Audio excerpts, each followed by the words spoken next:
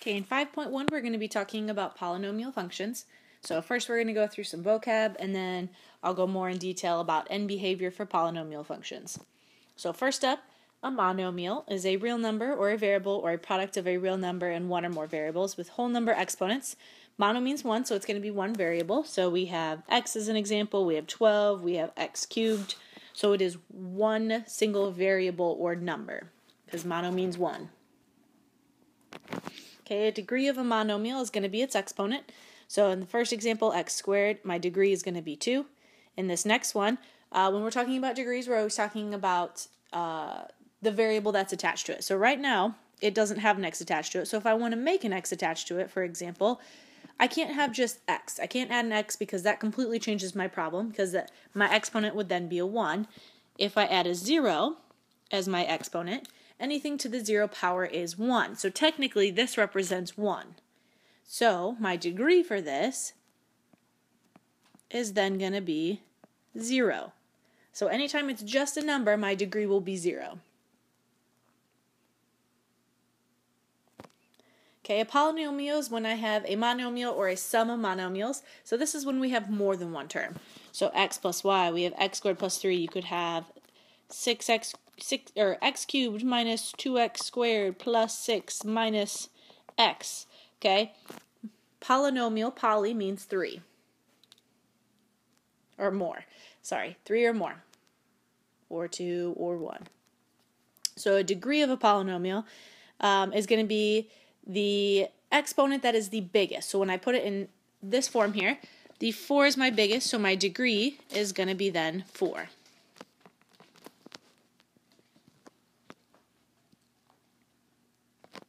Standard form for a polynomial is when we write it with the highest exponent to the lowest exponent. So we go 3, 2, the exponent for this is 1, this one is 0. So you're writing it from the highest exponent to lowest exponent. So from here on out, whenever we have our equations, always write it in standard form. Leading coefficient, well, a coefficient is a number, and if it's leading, it's going to be the biggest one. So when my equation's in standard form, it is the number that sits in front when it's in standard form. So in this situation, it's going to be 4. Okay, possible solutions. How many times it would cross the x-axis? So the degree tells me how many zeros I have. So if I factored it and did ZPP, it would say x equals a certain amount of numbers. To find the degree, first we need to write our problem in standard form. So my highest exponent is this cube, so I need to write that first. My next highest is going to be the squared, and then we have 3x. To figure out how many solutions I have, I always look at my degree, so my highest exponent. So in this situation, that represents how many solutions I have. So I have 3 solutions in this one, which means if I factored this, it would cross my x-axis 3 times.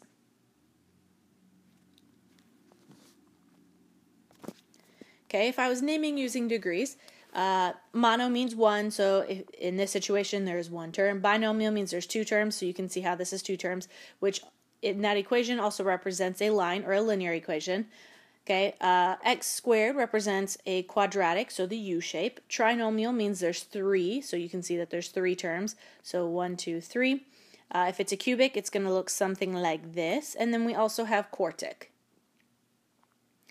If I give you something that has 3 terms, we have trinomial, 2 terms is binomial, 1 term is monomial. If I go bigger than 3, we can just call them polynomials, because technically all of these are called polynomials. So write in standard form, write the degree and the number of terms and the number of possible solutions. Okay, so first let's write it in standard form. So I need my x squared, then my x, and then my 5. Okay, write the degree. So I'm going to pause and I'm going to write all these steps out. Okay, so my degree is my highest exponent. So my highest exponent is 2. The number of terms, I have 3. So 3 terms is called a trinomial. Number of solutions, I again look at my degree. So there should be 2 solutions. So it's going to cross my x-axis twice. My leading coefficient, I look at it when it's in standard form. And the leading number is 9. Got to write my next one in standard form, so x to the 4th comes first. And then I have my x squared, so we're going to go ahead and combine those. So negative 6x squared plus 10x squared gets me 4x squared. and then I have my 4x and my minus 12. So my degree this time, my highest exponent is 4. My number of terms, I have 4 terms. So remember, if I have more than 3, we're just going to call it a polynomial. The number of solutions is my degree, so that means it's going to cross my x-axis 4 times. My leading coefficient is going to be 1, the number that sits in front of my front term.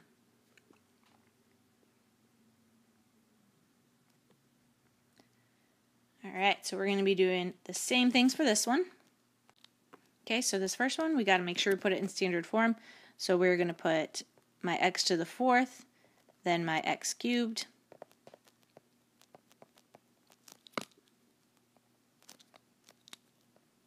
then my x. My degree is my highest exponent, so this time it is 4. Number of terms, there are 3, so we're going to call it a trinomial.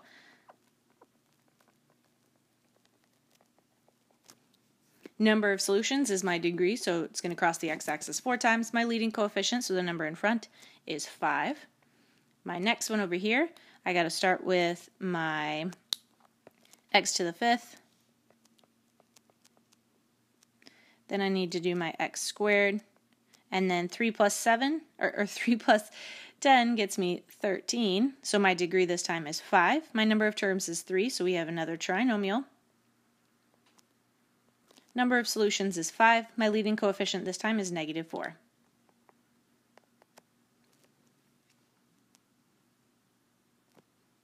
Okay, turning points. So places where it's going to change direction. So if I have a graph that looks like this, it is going from this direction and then down to this direction. So this is going to be a change of direction once. So it's going upward, up, and then it's going downward, down. So it's a change of direction once. So that is what I mean when I say change of direction.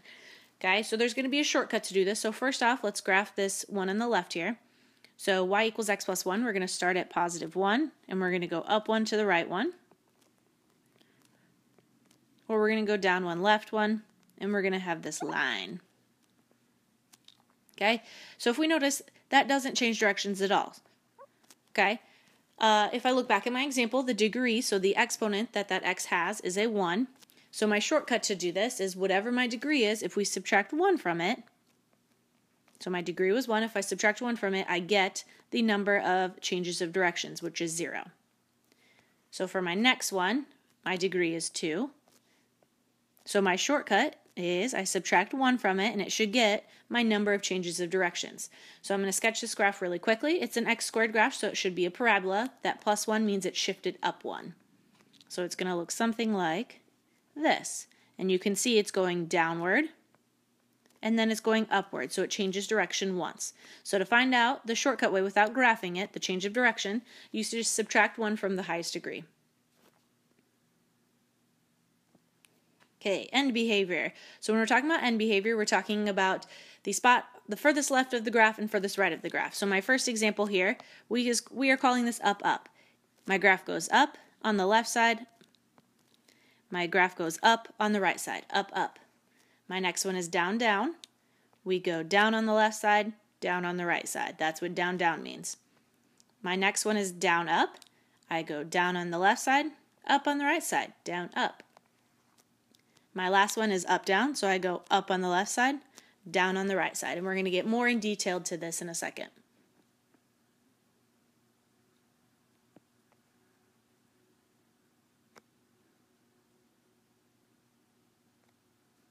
Okay, so how to write end behavior, where this is our key information right here. Okay, the A is going to be talking about these spots. So when A is positive and when A is negative, the N is the exponent. So that's what it's talking about, these spots here. So I'm going to explain my graphs, but that's what the A's and the N stand for when it said N is odd and N is even and A is positive and A is negative. That's what we're talking about N's and A's for. Okay, so when I'm looking at my graph, we're going to be talking about infinity. So if this continued forever and ever to the left direction, on my x-axis, it's going to go negative infinity because we're talking about all of our negatives on our x-axis. So when we write this, we're going to write as x approaches negative infinity. So then if I go rightward, we're talking about the positive side. So it continues forever and ever on my x-axis on the positive side. So we're going to write as x approaches positive infinity. And we're going to write this on all of our graphs. So I'm going to pause this for a second. And I'm going to write this on all of my graphs. Okay, so it's written on all my graphs as x approaches negative infinity, so if we were going this direction, and x approaches positive infinity if we were going that direction. Okay, but we have the x-axis, we also have the y-axis. So if we're going upwards on my y-axis, we're going to be talking about y going to positive infinity. If we are going downwards, since it's including all of my negative values for my y, this is when y goes to negative infinity. So now we got to mark those on all of my graphs. So now all my graphs have them going from negative infinity if they go down and positive infinity as they go up. So now I'm going to talk about what it means by up, up. So up, up was our direction, remember? So if I draw my graph, an example of something that would go up, up would look like this. It is going up in both directions. Okay, so as x approaches negative infinity, because it is going upward, that means my y is approaching positive infinity. On the other side, as x is approaching positive infinity, since it is going upward, that means y is also approaching positive infinity, because that's the direction my left arrow and my right arrow are going. So down, down, an example of this would be something like this. Both my arrows going down. So as x is approaching negative infinity this time, since it is going downward, my y is approaching negative infinity. As x approaches positive infinity, since it is going downward, my y is approaching negative infinity because it is going down to the negative side. My next one, if it's going down, up, so it needs to go down, up. Okay, so it's going down on the left side, right on the up on the right side. So as x is approaching negative infinity, it is going downward, so y will be approaching negative infinity.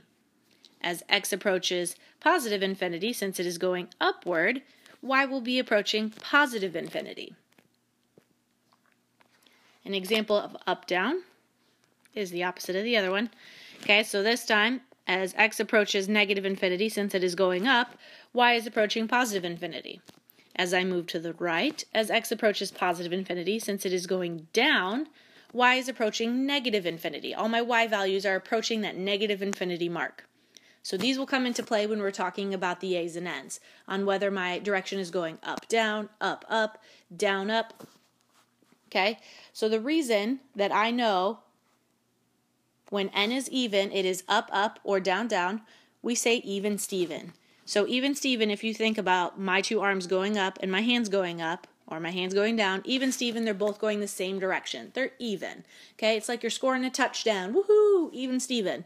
Okay, when n is odd, they go opposite directions. So up, down, or down, up. And if you think of my arms and my hands going opposite directions this time, instead of doing my touchdown, you think that is kind of odd looking. Okay, so they're going opposite. If you're going opposite directions as someone, you're kind of odd. You want to be even with them and going the same direction. So when you hear odd, it's either going to be one of these two options. If you hear even, it's going to be either touchdown or the opposite direction of a touchdown.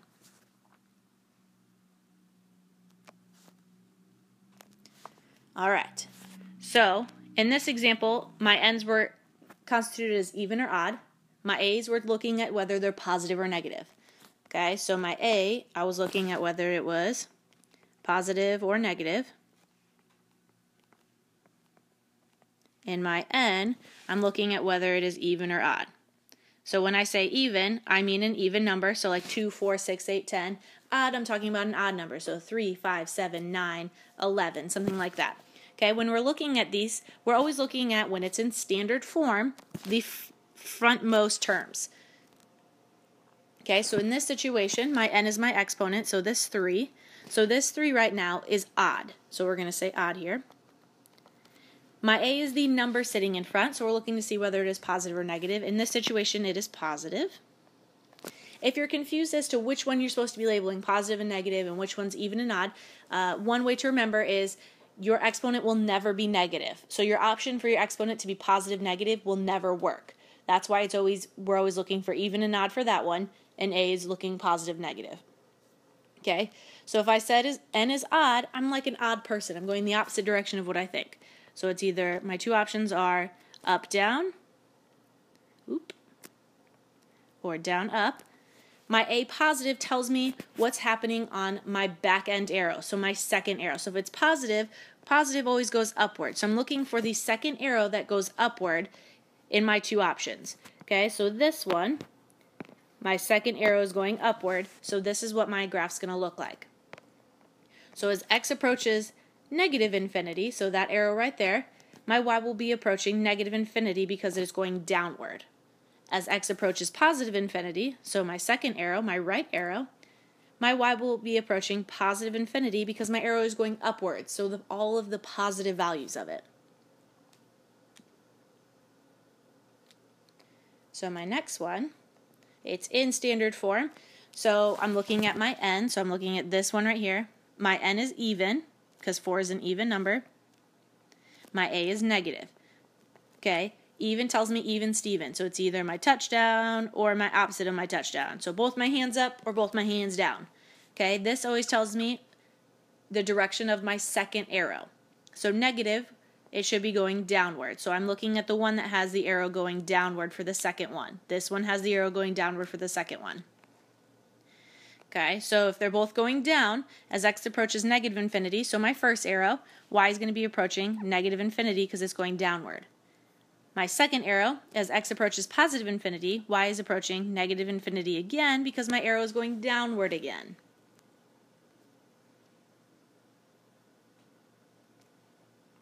And as you look, the first one, we have it going down then up, so you can see that it's going down then up on my graph, so if you graphed it on a graphing calculator.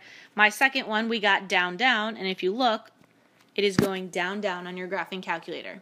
So as x approaches negative infinity, it's going to y is negative infinity. As x approaches positive infinity, y is going to negative infinity again, which is what we got. So my next one, it's in standard form. So my n is odd. Again, we look at the exponent for it. My a is negative. So odd, we look odd, so I have to go the opposite directions for them. This tells me my back end arrow. So negative means it should be going downward because the negative is always the downward direction. So this is my answer. So my left arrow tells me my negative infinity side. So as x approaches negative infinity, y will be approaching positive infinity because my arrow goes up. As x approaches positive infinity, since my arrow goes down this time, y will be approaching negative infinity. Okay, so my first one, it's written in standard form. My n is odd because 3 is an odd number. My a is negative, so we have to do our weird up, down, ups. My a tells me my back end sign, so negative should be going downward. So as x approaches negative infinity, my y will approach positive infinity because I have an up arrow. As x approaches positive infinity, I have a down arrow, so y will be approaching negative infinity. Okay, my next one, it is not in standard form, so we need to rewrite it with my 6x squared minus 3x minus 1 because now my n is even and my a is positive. So even Steven, we either do up, up, or we do down, down. Since it's positive, I look at my back end arrow, I want it to be going up for positive, so it's going to look like this. So if both of them are going up, that means I should be going to positive infinities on both of my y's for this. Okay, my last one, it is not in standard form, so I need to rewrite it. So I need my negative 15x to the 6, then I need my x cubed, then I need my 4x, then I need my 1. So this time my n is even, my a is negative. So even Steven, we're going up, up, or down, down. If a is negative, I need my arrow going down on the back end. So this is my answer. So if it's approaching downward for both of them, that means both my endpoints should be going to negative infinity.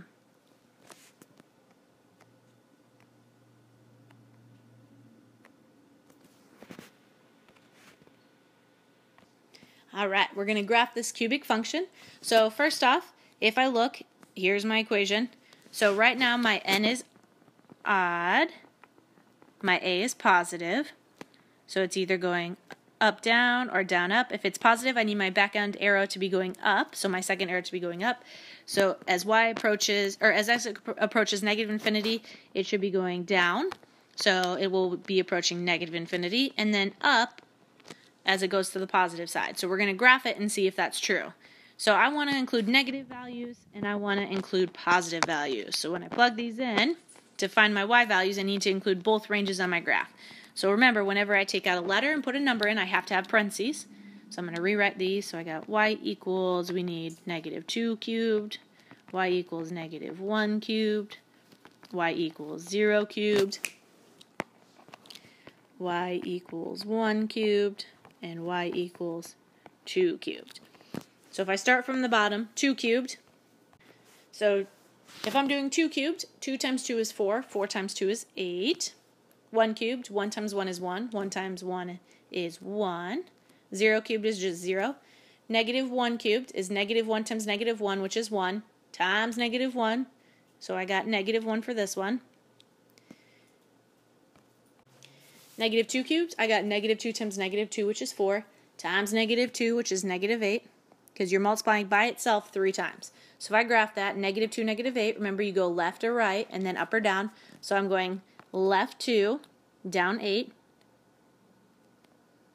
So there's my first point. My next one, we got negative 1, so I go left 1, down 1. My next one is 0, 0. My next one is 1, 1, so I go right 1, up 1. And my last point is 2, 8, so I go right 2, up 8. 8. And then I'm going to try to connect these points. So this is what a cubic function looks like. Okay, my end behavior, I said it should be going down, up, and if you notice, it goes downward and then upward. And as x approaches negative infinity, my y is approaching negative infinity. As x is approaching positive infinity, my y is approaching positive infinity. So it's kind of a little double check to make sure you graphed your graph right.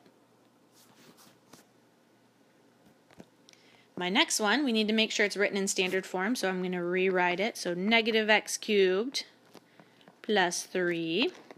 I need to include negative 2, negative 1, 0, 1, 2.